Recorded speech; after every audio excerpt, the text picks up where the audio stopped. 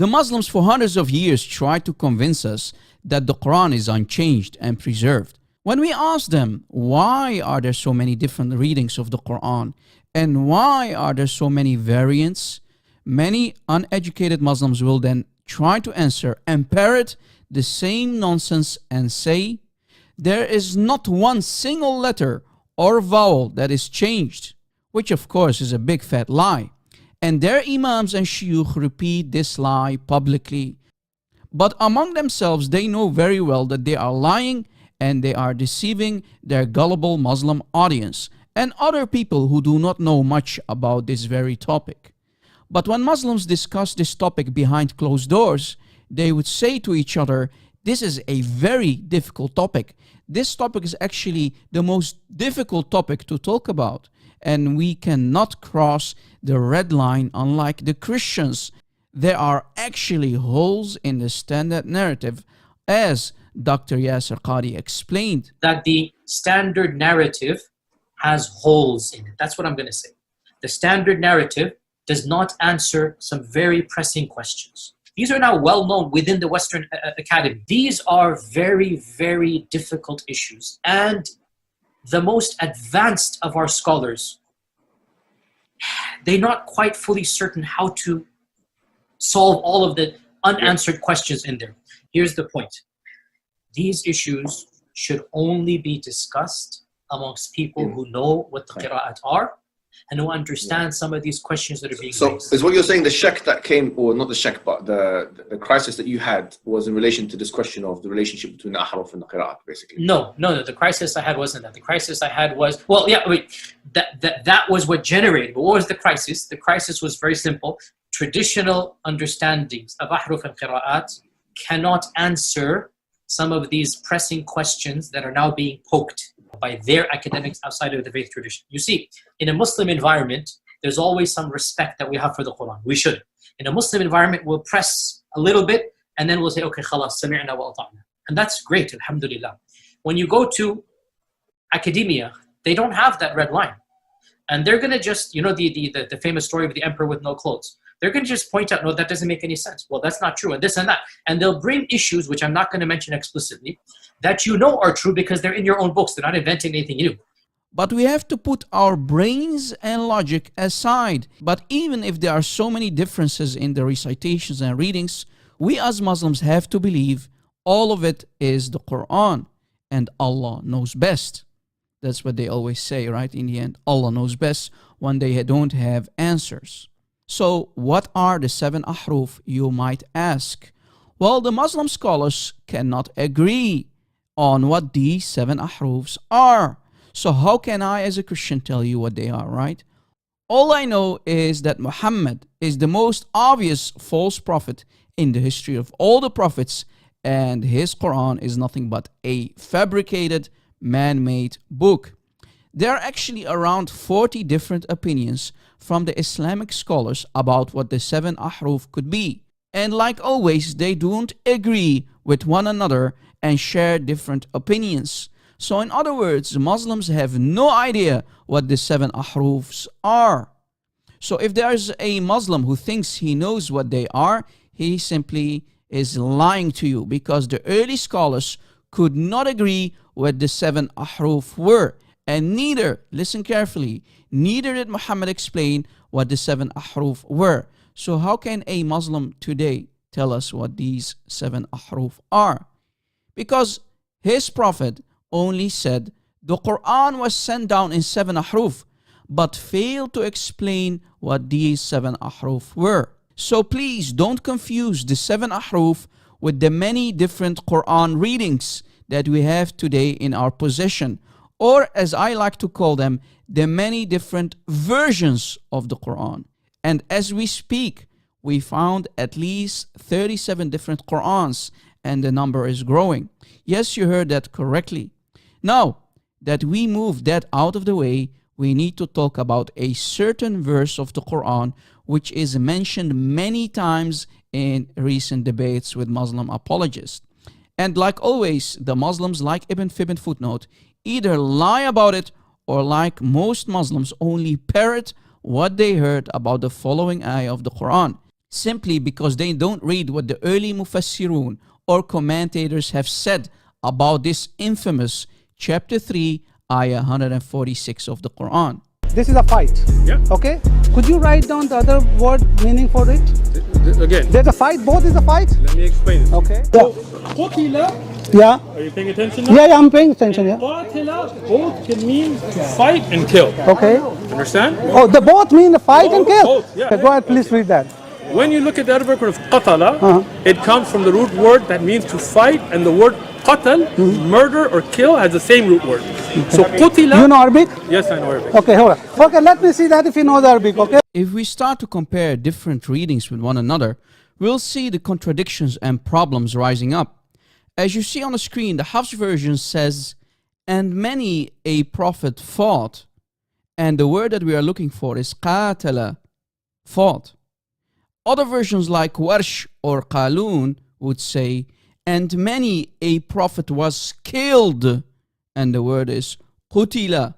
So the Hafs says qatala, meaning fought, but other versions like Warsh and Qalun contradict the Hafs and say qutila, meaning killed or murdered. As we mentioned earlier, if there are Muslims who claim they have studied the tafsir, i.e. the commentary about this verse, then they know that they are lying about this ayah. They know, but they will try to keep their gullible Muslim audience blind and stupid by hiding the explanation behind this ayah, like Ibn Fibn footnote here, because they should know that early Muslims did pick and choose which they liked, as we find in Tafsir al-Tabari, who is called the crème de la crème, and many Muslims hold the position that al-Tabari's tafsir is the most earliest tafsir that explains these ayahs of the Quran. Many other commentators even take from him, like Ibn Kathir. They actually take from al-Tabari's tafsir. So other gullible Muslims who haven't done their homework are simply repeating the lies and deception of their teachers and shuyukh like Ibn Fibn footnote, and will say the root word is the same, so automatically the meaning must be the same. Well, that's a foolish claim and a big fat lie, and here is why. The Imams who have done their homework know there's a hidden disaster, but simply want to keep it secret, would not dare to talk about it in public, as Dr. Yasser Qadi mentioned earlier. That the standard narrative has holes in it. That's what I'm going to say. The standard narrative does not answer some very pressing questions. These are now well known within the Western Academy. These are very, very difficult issues. And the most advanced of our scholars, they're not quite fully certain how to solve all of the unanswered questions in there. Here's the point. These issues should only be discussed amongst people who know what the Qira'aat are and who understand some of these questions that are being So raised. is what you're saying the shak that came, or not the shak, but the crisis that you had was in relation to this question of the relationship between the Ahruf and the Qira'aat, basically? No. The crisis I had wasn't that. The crisis I had was, well, yeah, wait, that was what generated. But what was the crisis? The crisis was very simple. Traditional understandings of Ahruf and Qira'aat cannot answer some of these pressing questions that are now being poked by their academics outside of the faith tradition. You see, in a Muslim environment, there's always some respect that we have for the Quran. We should. In a Muslim environment, we'll press a little bit and then we'll say, okay, khalas, sami'na wa ata'na. And that's great, alhamdulillah. When you go to academia, they don't have that red line. And they're going to just, you know, the famous story of the emperor with no clothes. They're going to just point out, no, that doesn't make any sense. Well, that's not true, and this and that. And they'll bring issues, which I'm not going to mention explicitly, that you know are true because they're in your own books. They're not inventing anything new. Many Muslims started to doubt and became apostates after that famous but disastrous discussion between Sheikh Yasser Qadi and Muhammad Hijab. So when we ask Muslims, are both reading from Allah? Muslims will say, yes, of course. But how can they be from Allah if the early Muslims picked and chose what they liked and totally rejected the other reading because they thought the other reading was a mistake and doesn't make any sense? And here's the proof from Tafsir al-Tabari to back it up and expose the lies of these dawagandists who always lie. But what else is new? In Tafsir al-Tabari for chapter 3, ayah 146, we see that the early Muslims differed in the reading of the ayah and simply rejected the reading which did not make any sense to them. So basically, they picked their cherries when it came to the topic of different readings. Some of them read the ayah with qatala, meaning fought, and others with qutila, meaning killed. So when they read qatala, fought, they chose to read it like that. So notice, my friends, they chose because clearly they did not believe that both readings could be from Allah or both readings are correct. And the Tabari explains why they chose qatala, meaning fought. Because if the prophets were killed or murdered, Allah would have not said فَمَا وَهَنُوا, meaning nor did they weaken. It would be impossible to be weakened when a prophet is already killed. In other words, how can an already killed prophet be weak? That doesn't make sense afterwards. The prophet wouldn't lose heart or lose hope if he's already killed and buried, let's say. I mean, he's dead. Can a dead corpse lose heart or hope or be weakened? So that doesn't make any sense according to them. Who are them? The early Muslims. So that doesn't make sense to them. The Arabic word used here is yastahil.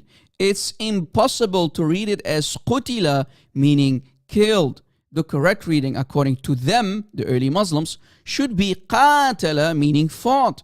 That's a more logical reading of this ayah. Notice this is according to them by using their logic and reasoning for why they chose that reading over the other one. For them, the other reading doesn't make any sense. It's impossible to choose that other reading. That's what they thought. Yet today's Muslims want to tell us and convince us that both readings are the Quran. Did you catch it? But the scholars of Islam in a famous quote said, Illi tamantaq tazandaq, meaning the one who uses logic becomes an atheist. Do you see the disaster already, my friends? The Quran became basically like a lottery ticket in the hands of the early Muslims. I like to choose these certain numbers because it makes more sense to win the lottery.